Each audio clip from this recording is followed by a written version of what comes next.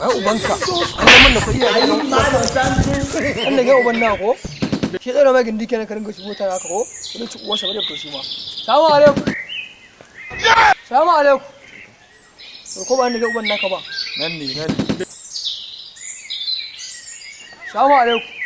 salamu alaikum wa alaikum salam gani nan ni ne kai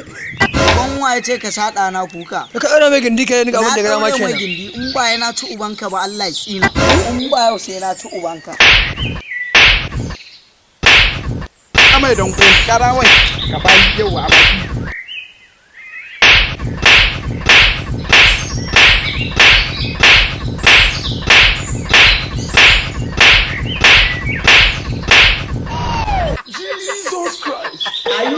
ga mutu ba ko baba